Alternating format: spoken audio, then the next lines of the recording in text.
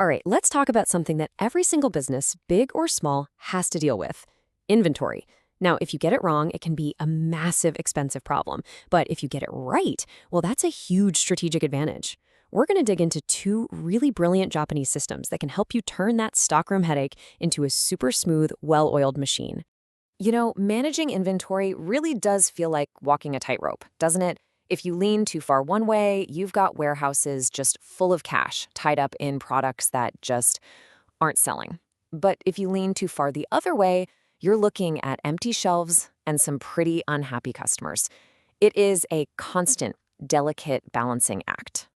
And this really shows you the two big dangers on either side of that tightrope. Look at the left: too much stock. That's wasted cash, sky-high storage costs, and the very real risk of your stuff becoming outdated or obsolete. Now on the right, too little stock. That means lost sales, customers you can't serve, and the absolute chaos of rushed, last-minute ordering. Honestly, both are just really costly mistakes. So how do we stay on that tightrope without falling off? Well, it all comes down to picking the right strategy for the right product. This isn't about finding one magic bullet solution for everything. It's about having a smart, flexible approach. The secret really lies in these two powerful and, in a lot of ways, opposite strategies. Both of them come from Japanese inventory management, and each one is designed to bring a different kind of order to the chaos. So let's break them down. First up, we've got a system you can kind of think of as the calendar method. And yeah, the name itself gives you a huge clue about how it works. It's all about timing. Okay, so its formal name is the periodic ordering system, and the whole idea is incredibly simple. You have a set schedule for placing your orders. It might be every Monday or the first of every month, whatever works for your business. The key thing to remember is the time is always fixed, but the amount you order can be different every single time. So here's how it actually works in practice.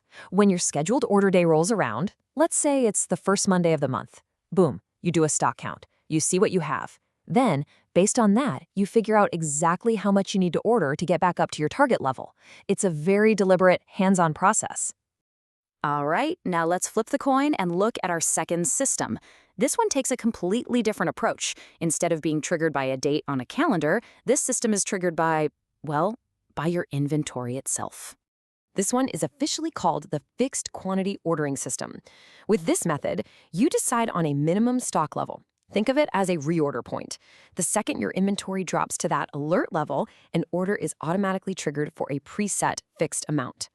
What's so great about this method is just how simple it is. You just keep an eye on your stock levels. As soon as you hit that magic number, that reorder point, bam, you place an order for the exact same quantity you ordered last time and the time before that. It's way less about forecasting and much more about setting a simple automatic rule and letting it run. This table puts it all together perfectly. The calendar method is triggered by time. The alert method is triggered by stock level. With the calendar method, your order quantity is variable. With the alert method, it's fixed. So what does that mean? The calendar method is awesome for dealing with unpredictable demand, but it does take more work. The alert method, it absolutely shines when demand is stable because it's just so simple and efficient. They really are polar opposites. So you might be asking, which one is better? Well, that's the wrong question. It's not about one being better than the other. The real genius here is knowing when to use each one. The strategy is all about matching the method to the product. You're going to want to use that hands-on calendar method for your most important, or let's say your riskiest items. We're talking about high-priced goods, products with wild, unpredictable demand, or anything that can spoil or go out of style super quickly.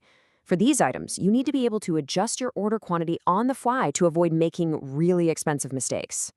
And then you use the super simple, efficient alert method for your everyday workhorse products. The low-cost items with stable, predictable demand. Think nuts and bolts, office supplies, things that are easy to store. Demand doesn't really change much, so you can save a ton of time and effort by basically putting their reordering on autopilot. Okay, but this is the million-dollar question, right? It's great to know about these two methods, but a real business has hundreds, maybe thousands of different products. You can't just pick one system for everything. So how do you organize all this? And the answer is a fantastic technique called ABC analysis.